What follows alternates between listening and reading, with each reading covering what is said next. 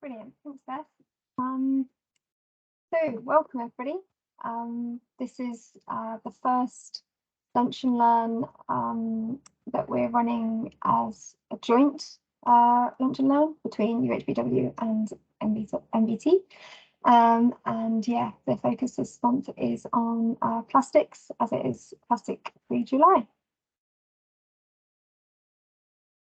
So we're going to do a quick introduction to the teams of both sites, and then why the NHS should focus on sustainable development, the issue around plastic, why it's a problem, the impacts it has on health, and then go on to some solutions and some contact information for both teams as well.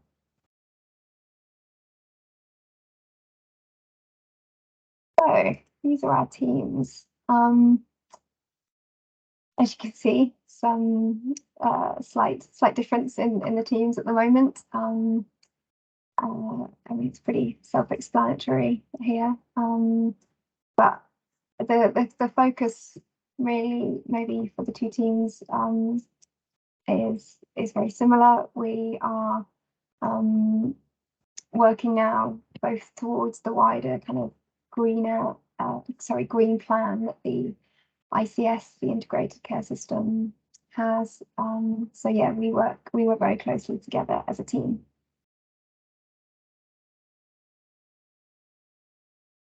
So what is sustainable development? There's lots of different terminology out there for sustainability, sustainable development, and there's lots of different ideas of what it means and things. I actually heard just the other week a phrase which I think really resonated with me, which was enough for everyone forever, which I think is a really nice summary of how that works. Everyone just, make sure they're on mute, thank you. So the UN has Sustainable Development Goals. There are 17 in total, and both trusts are looking to work towards all of those. But in particular, there are ones that we obviously have a real focus on. So the ones circled in blue are, let me get this right, the ones circled in blue are the work that the kind of the sustainability teams really focus on, predominantly just our team. The yellow ones are what the wider trusts focus on, and the one in green is at NBT they have Phoebe, who's a nature recovery ranger, so she works predominantly on that, and at UHBW we have a green spaces group, which is newly formed, and we're focusing on improving our green spaces and our biodiversity on site.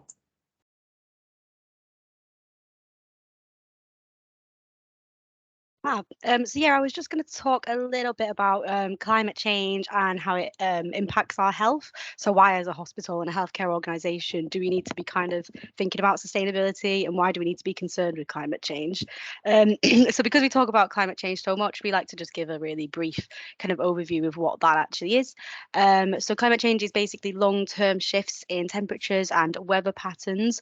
So basically, since the start of the Industrial Revolution, the human population has been emitting more and more gases over time, and basically this has produced an insulating light blanket within our atmosphere that traps in the infrared radiation that comes from the sun.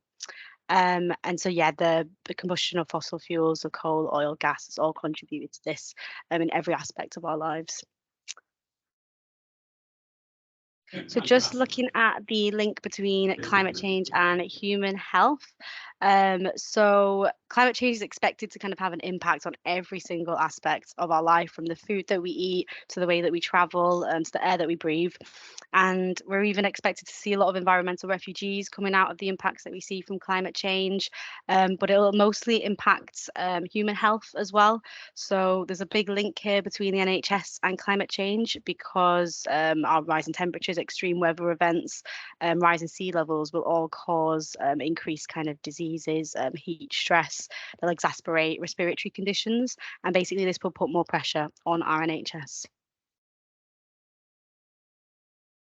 So just looking at our net zero carbon by 2030 goal, so our total emissions in NBT, this was from 2019 to 2020, is in the blue box. So what do we mean by net zero? We essentially mean that we need to reduce our carbon emissions by 90% against a baseline level. So our baseline year is the year 2019 to 2020. And the little infographic on the right basically just demonstrates how we calculate our carbon footprint and what that's made up of. So we have 3 scopes, and these are kind of split between what we directly emit and what we indirectly emit through kind of the things that we buy. So kind of the way that we travel to work, how we travel for our business as well, how the electricity that we consume, all that type of stuff. Yeah, so this is UHBW's emissions. So we're about on the same with NBT, a little bit more, but we're a bigger trust. So again, we have the same carbon target for 2030, and this is just, I think, a really great graphic which shows how we are planning to get to that target for our direct emissions.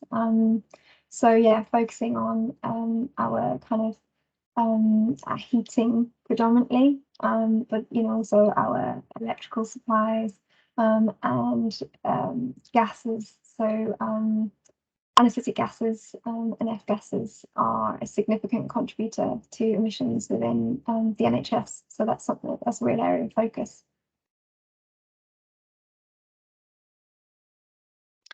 So yeah, we'll get into the main part of the lunch and learn now. So we're looking at today the health and environmental impact of plastic and the plastic problem from both a national and global perspective. So just looking at the plastic problem and what is the issue with it. So to start off, plastic is basically synthetic material that's derived from fossil fuels. They're made up of hydrocarbons. You have monomers which make up larger polymers. They're incredibly durable, versatile, which is why they're so useful to us. But plastic basically means malleable. So it means that you can squeeze the material into the shape that you want it in. And for that reason, they're really good for packaging. You have different types of plastics. You have thermoplastics, depending on if they're soft or if they're hard. And another thing that's quite interesting with the recycling of plastic, which makes it so confusing, is the resin codes that you get with each of them. So there's 7 different resin codes for plastics, and some of these are easily recyclable. So for example, plastic bottles are usually made up of PET.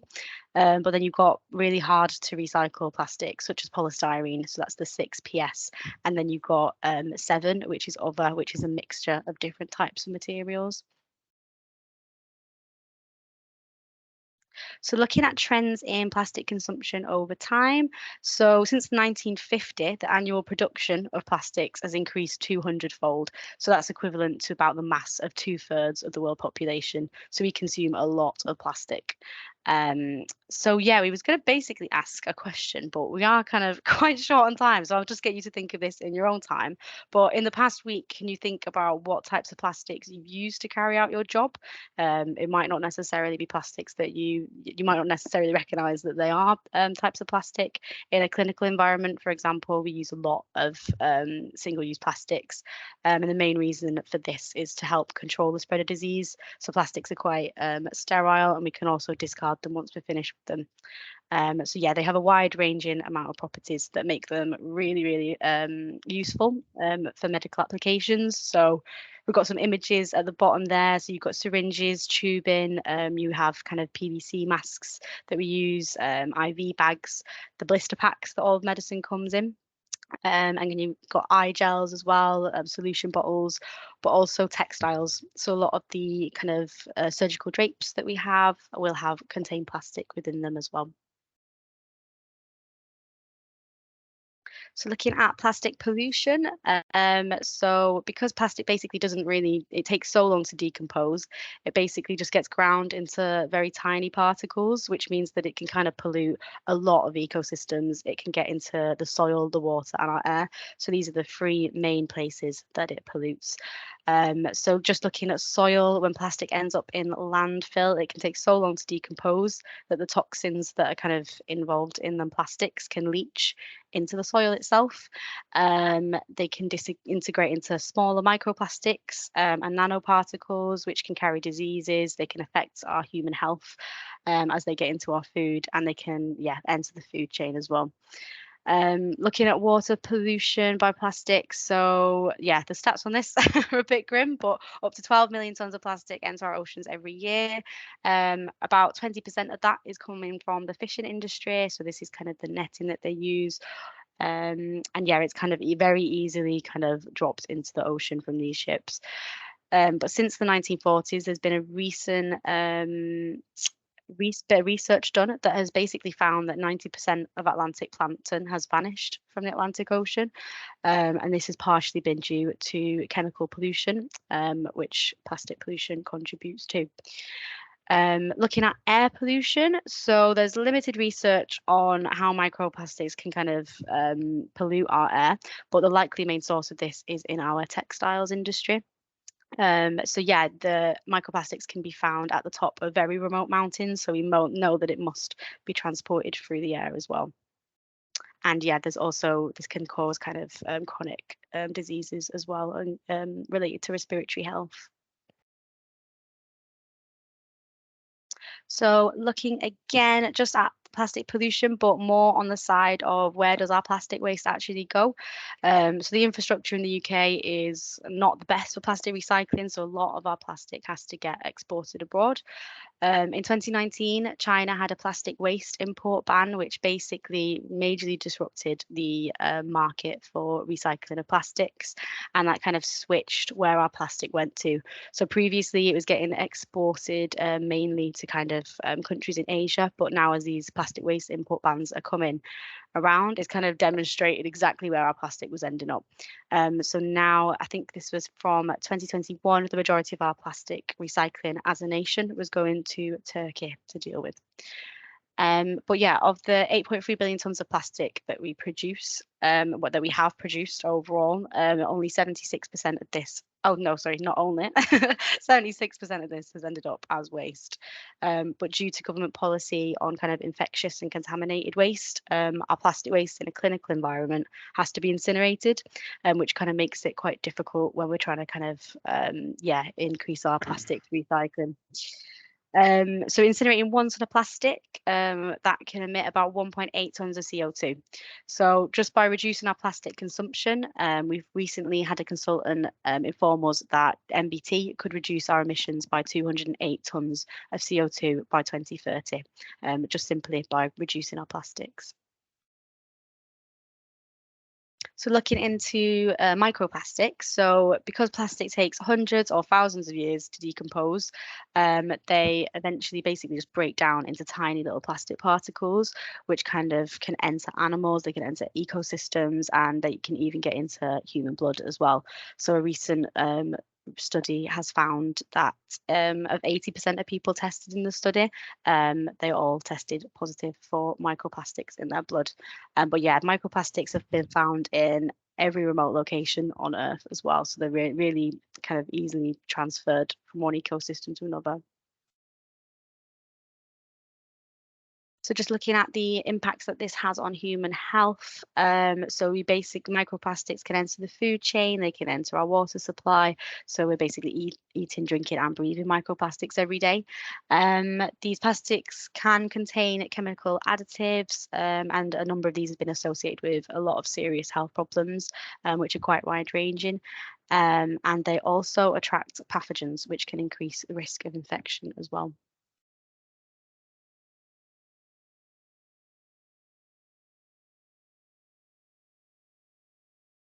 Great, yeah. So that's all a bit doom and gloom, but there are solutions and there is a way forward. So it's really important for us to recognise our own impact and what we can do. Within the NHS, there are policies and plans and strategies in place. So the NHS long-term plan specifically mentions reducing single-use plastics. So that was, I think, the first time it was really mentioned in NHS policy. We then had the Delivering a Net Zero NHS, where we're looking to, really looking to work with our suppliers to make sure that they meet or exceed the net zero ambition of the NHS. So doing a lot of work with suppliers, and obviously that includes all of our scope 3 emissions, is the whole supply chain.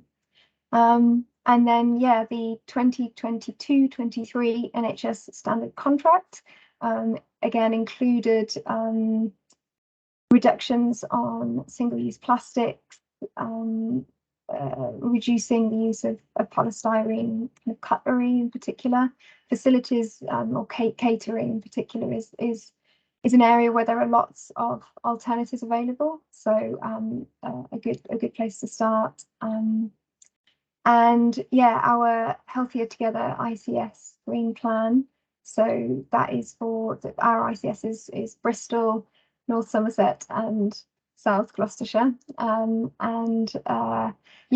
Within our Green Plan, we're looking to make sure that service providers evidence how they recycle medical packaging, really pushing circular economy.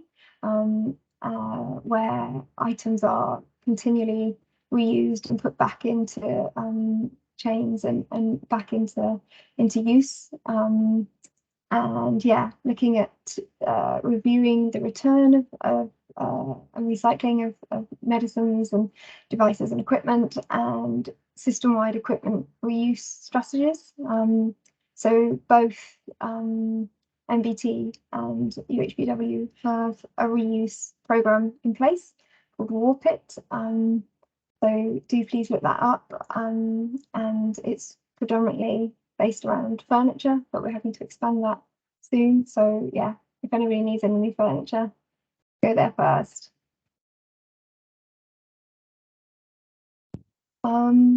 So a project that both trusts have been working on is the Healthcare Without Harm project. So Healthcare Without Harm are a global organisation, and their European branch have got this plastic project called Towards Plastic-Free Healthcare in Europe. We're in the second phase of that project. Both trusts were involved in the first phase as well. And it brings together healthcare organisations across Europe to just talk about what our issues are, the products that we have in common, sharing solutions and just on ideas. And we've been doing, so there was an audit that took place at NBT last year, and both trusts are doing an audit this year of plastic waste from a ward, just for us to really get an idea of what it is that we are producing and the types of plastic, all that stuff that Megan was talking about earlier, with the, which PET numbers they are, and really catalogue what we're getting and how we can move forward to a more sustainable use of plastics in healthcare. So one thing that came out of last year's work was some kind of tender requirements for gloves, so single-use plastic gloves, and so that was a really interesting insight into the types of chemicals that are used all the way through to slavery in the supply chain and things like that. So it's really, really broad and wide-reaching. So these are some other projects that have taken place at both trusts. So you can see there in the bottom left-hand corner stuff around water bottles. So this is a really basic thing. At UHBW, we've done an audit of all of our water stations, so we don't have any water bottle fed water stations anymore. They're all mains fed. And we encourage staff, patients, visitors to fill up their own bottles from these, as opposed to buying single-use water, which is extortionately expensive. But we've got these also cups for recycling, kind of disposable single-use coffee cups. Again, they're at both sites. Both sites have done work around plastic-free period products. So these are a primary cause of drain blockages. We know people put them down the toilets, but they also end up on our beaches as they go through the water systems. And as I mentioned before, yeah, so Warp It, that's our reuse system at both trusts and the stores as well. But yeah, Gloves Off is a really interesting project that has been rolling out across the whole of the NHS. And it's focused on the inappropriate use of non-clinical gloves, particularly for patient-facing roles, so maybe changing beds or washing patients, and things like putting together medication. And actually, it's been shown that the overuse of gloves has actually increased the risk of infection, because actually washing your hands with soap and water is a better protection, and it's almost seen as if you put on a pair of gloves, that's fine, but they are often put on too late or taken off too early, and obviously during the pandemic, PPE has become a massive thing, and there's a lot of people who are very scared, and this is just trying to re-educate people about the appropriate use of gloves and when they are needed, and when they're not. And yeah, the use of gloves also has a real impact on dermatitis and stuff. So this is where your skin gets very kind of upset really, just from all of this gloves on, gloves off, contact with plastic. It gets pretty sweaty in there. So this nationwide, NHS-wide project has also helped to reduce dermatitis and referrals to occupational health. And at UHBW, we are the project for the NHS kind of started just before lockdown, and then kind of got a bit derailed, but we're getting it back on track at the moment. And at UHBW, it's one of our gold QI programs at the moment, being trialed in the Children's Hospital.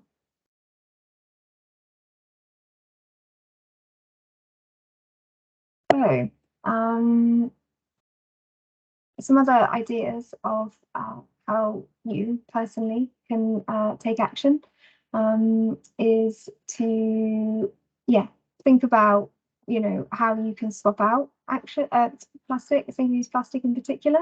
As I say, there are some very easy wins, and segregating your waste is really important. I would encourage everybody to think about the waste that they use in their workplace and make sure that they know the correct waste stream that it should go into, because we have a lot of contamination of waste streams, and when that happens, often waste, if the contamination level is too high, it can't be recycled, for example. So it really does have a big impact. So if you do an audit, identify what you've got, see if there's any available alternatives available via NHS supply chain, and create a plan for how you could swap out some of those items.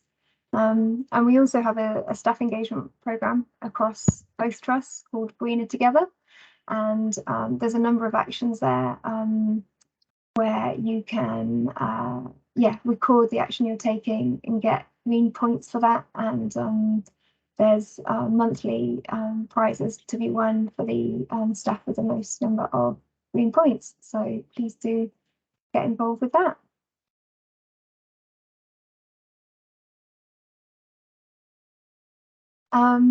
And so following on from that, a really useful tool is the kind of the waste hierarchy. And And Healthcare Without Harm have put together this waste hierarchy, specifically around plastics. So you can see it's split into two, where the top half is preventing the waste in the first place, and the bottom half is really the kind of the last areas that you really want to be going into. So yeah, if you can refuse items, you just don't need them. If you can rethink how a process could be better without the use of single-use plastics, and if you can redesign, again, processes to reduce plastic use. If plastic is needed, if you can reduce the quantity of it. So something that was quite interesting with the gloves that I was talking about previously was different gloves come in different weights. So even if we just procure gloves of a lighter weight, then we're reducing the amount of plastic overall. So just things like that are quite interesting to think about. And yeah, talk to whoever is responsible for procurement in your department, get them involved. And yeah, really try and work towards circular economy.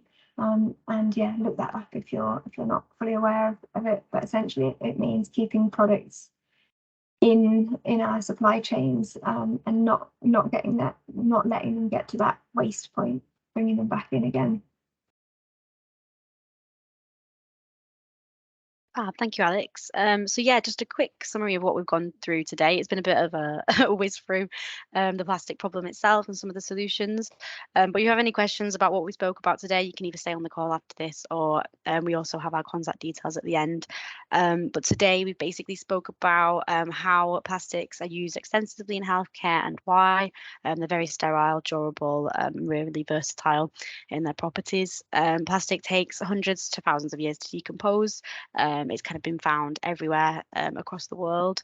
The incineration of plastic waste particularly is quite carbon intensive. It really does contribute quite a lot to our waste carbon footprint, and this has adverse impacts on our air quality as well. The NHS has a strategy to reduce plastic waste. We have a regional plan. We have our ICS Green Plan that includes it, and it's also included in the NHS standard contract as well. And yeah, this has a particular focus on increasing recycling through adopting more innovative ways of dealing with our waste. And yeah, so all staff can take action by applying the waste hierarchy in any kind of decision-making processes. So yeah, a good start is just identifying when it is that you decide to buy something in and how can you influence that decision. So yeah, thank you very much everyone for attending today. The next Lunch and Learn that we're hosting is going to be on climate change, extreme weather events and the NHS. So quite relevant to the weather that we've been experiencing in the past week. So yeah, that's going to be on the 10th of August at the same time. Then I think our contact details are just on the next slide. So if you want to get in touch about anything really, any questions that you have, if you want us to come and present as well at your team, we do that here at NBT, and I'm sure UHBW do the same. Yeah, brilliant. So thank you. And we also have a Twitter account as well. Thanks everyone for joining.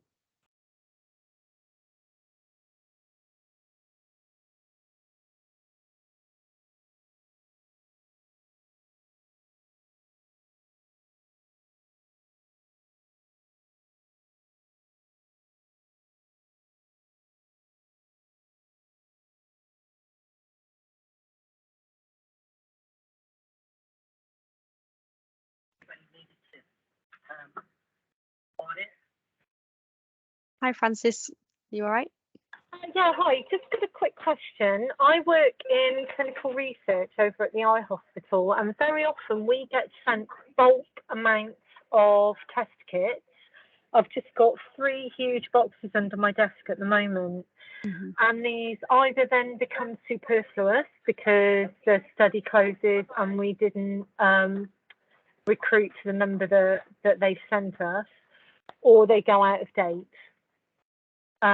So they're usable. So it's like vacutainers. I'm sitting on probably 200 odd vacutainers at the moment. There was somebody on your last email that I got in touch who sends them out to UE. But it's just kind of, that might be is there somewhere, you know, could you give us a resource of go, like, if you've got these people will take them, if you've got those people will take them. So like with the vacutainers at the moment, some of them are out of date, some of them are in date, but they're not any use to us. And there are other things like butterflies, pipettes, urine sample, that kind of thing. So we get sent them in bulk from sponsors. And so it's not like we're ordering in or we can affect that in any way, but what we can do is affect our disposal of them. And I was just wondering, is there anything you could, you know, point us in the direction of, or maybe that's a resource for the trust. Maybe we could start some kind of a, we've got this, do you want it, we need this, have you got it? You know, is that something that's a potential? Yeah, possibly. So yeah, I don't do, is there like potential for you to like keep them and then use them instead of like buying in more, or We is don't that not buy. an We option? don't buy these. Oh, This okay, is they stuff just that come through. this comes. So if you've got a clinical trial, Yeah, very often the sponsor will send the stuff that you need. right, So okay. this is not stuff that we buy. This is stuff that we get sent. So Right, for instance, I'm doing a study where I'm taking saliva samples. right. So I've got a whole load of saliva sample kits. Now they're sending from America. It makes sense for them to send me 20. I Right. might not recruit 20. I'm pretty close. But Yeah. do you see what I mean? So then when the study closes, I've Yeah, got, so got yeah. loads of spare stuff. So Yeah. what these are is these were specific sort of sample collection kits. So it's not just a vacutainer. There's a whole load of stuff in there Yeah. for a specific study. And these have now gone out of date. And we've got quite a bit, obviously, because of the pandemic. We had lots of stuff sent to us. We were recruiting at a certain rate, and then due to the pandemic, do you know what I mean? We haven't got, we Yeah. did recruit, we've got this Yeah, stuff no, left that makes over. sense. But Yeah, rather yeah. than dump, it would be really useful to have somewhere to send it. Yeah, yeah. Well, are you based in UHBW, did you say? Is that Yeah, what I'm at trust the you're eye within? South. hospital, but Okay. I think any research unit will be the same. Yeah, yeah. Okay. Yeah, it could be that Alex, you might be able to link Francis up with another department, or it might be that, yeah, we can kind of communicate that out that you have all this spare stock. But yeah, that's particularly something that we want to kind of look into, is But I having mean, like it a would be, central yeah, like a central, like almost hub like a that bank. people can, yeah, where people can When my kids collect. were little, we had the black bag. So we all in our street had children of different ages, plus a couple of mine childminders. So when the black bag arrived at your house, you would take out anything that